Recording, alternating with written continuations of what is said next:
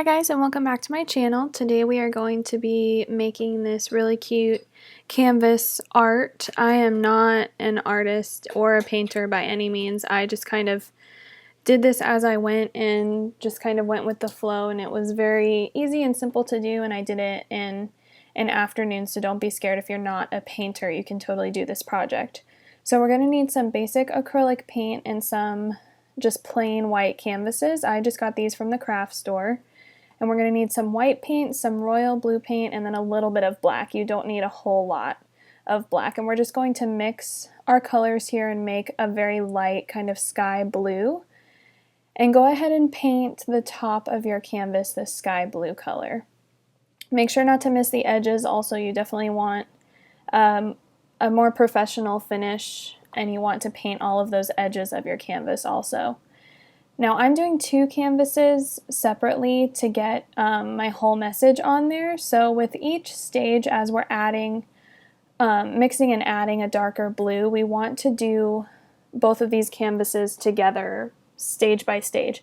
So you don't want to get one mountainscape all the way done and then work on the second one, because you'll have to start over with mixing your colors and it's going to get harder to make them match. So go ahead and paint your first bit of sky blue on the top of both. And then we're just going to mix in a little bit more of that blue in with a white and start painting our mountain shape.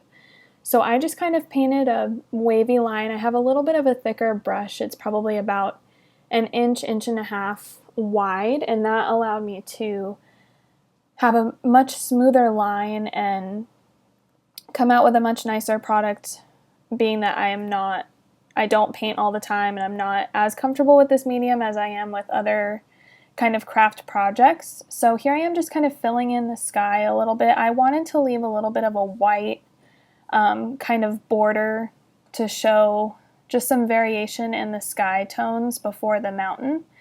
So you can see kind of how I'm doing that here, mixing some white and some blue to get lighter and darker sky blue shades, and just kind of coming in with that.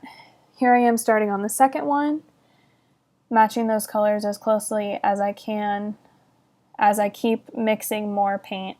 I didn't want to mix too much at first with each layer because I wasn't sure how much I was going to need coming in for each layer, so I had to keep remixing. If I had to offer you some advice, I would definitely say mix a little more paint than you think you'll need, and it'll probably be just enough. I mixed a little less than I thought I'd need, and I had to keep remixing. So it wound up working out in the end, but just a word of advice. So after we have this second one done, you want to be sure with this first layer of mountainscape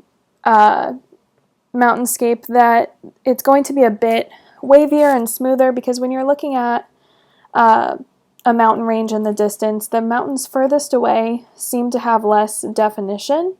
And so in this image, this mountainscape that we're painting, you definitely want to be sure that the furthest away, which is the line that we're working right now, is a bit smoother on the top. You'll see as we keep going with each layer that we add that it's going to get a bit more defined. So with this next layer, I'm using mostly the royal blue with just a little bit of white added in. Not straight royal blue, but more of that color than the white. Just a little white to lighten it up as we go in with this second row of mountainscape. And you definitely want to be a bit more defined with this. You can see here that I'm being a little bit more exact with the kind of bumps and ridges in the shapes that I'm using. Don't be afraid to go back in with a little more paint and just really kind of thicken up each of these layers. You don't want anything showing through from the layer before, or it will get kind of muddy as far as the definition between the layers of the different mountain ranges. And make sure to fill down by a couple of inches. You're going to cover this with the next layer of mountainscape, but you want to fill this in a good bit just so that you don't have any gaps of kind of plain white color. So there is our second layer of mountainscape there, and that is the royal blue layer. Now we're going to take more of that royal blue paint and mix in a little bit of a darker shade. So we're going to take a tiny bit of black and mix that in with our royal blue paint. Just a dot of black will work perfectly, and then our last layer is just going to be straight black. So here you can see me working on that third layer of ridges, getting even more defined in this layer than in the first one. And again, you want to be sure that you're switching back and forth between both canvases. You could do this on several different ones. You could make a mountain range on 4 or 5 of them and cover a whole wall. You could do it just on one. It's really up to you. But you want to be sure to switch back and forth between them with each layer that you do, so that you don't have to remix your paints all over again. So here we are finishing up. Make sure that it's nice and filled in so you don't have that paint from the layer before peeking through too much. After this layer, we're going to be doing just plain black. So just dip into that black paint, don't bother mixing anything, and just do a last kind of row of mountain range here right along the bottom, being as defined as you can. I use the corner of the paintbrush to get those points very defined, and you can see looking at that last row of black compared to our first row of the blue, the first row is much more wavy and kind of just generally bumpy, and the last most furthest forward row is going to be the most defined. Again, making sure that you're painting those edges also as you go with each layer. Just make sure that you are getting all those edges on the sides as well, just for a nice clean finished product. So there is one done, and we'll switch and paint the last black layer on the bottom.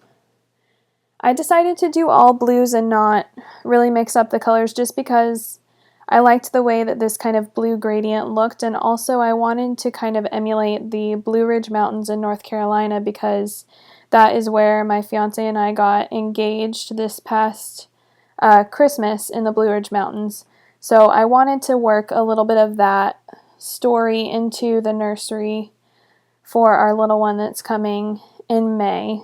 So that kind of was a personal choice for us, that it represented our engagement, and then bringing that into our baby's room was very special for me. But this could really work in any room. It could work in an office or a living room, or really anything, to bring in a little bit of nature and a really pretty, relaxing color. So here we are. After I've let that dry, we're going to come in and paint our lettering over the top. So I let it dry for a few hours, and now we're good to go. I used just plain white paint, didn't mix anything, and I just kind of freehanded with a much smaller brush the message that I wanted to write on here. You could definitely use a stencil or print out some lettering like I did in the previous DIY nursery video for the $20 Birchwood name sign.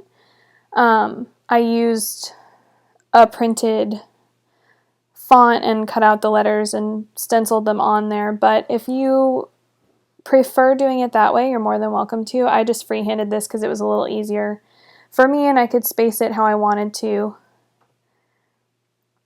Definitely use a smaller brush for this. I'm using about a 1/2 inch paintbrush, and just kind of tracing out first where I wanted the letters to be very roughly, and then coming back in and kind of cleaning up and thickening all of the lines and getting it to look exactly how I wanted it to. My message spans over both canvases, so I have the beginning of the message on one and the end of the message on the other. You could definitely do it this way. You could do 2 separate messages on each one. You could do no messages at all and just paint the mountainscape, and that would still be beautiful.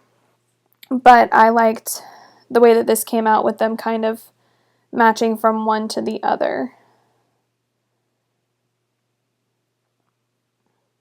So just be sure to come back in over, especially if you're painting over those darker blues toward the bottom there, you want to be sure to come back over your lettering at least 2 or 3 times to be sure that it's not too opaque. You don't want a lot of the paint from below coming through. You could also use vinyl sticker letters if you wanted this to be an even quicker project. I liked the look of the hand-painted letters a little bit better, but that's just my personal preference. But you could really do anything with this, which is why it's such an awesome project. I think that I spent about $10 for everything. I got my canvases from a craft store and I used a couple of coupons, and I think they were already on sale also.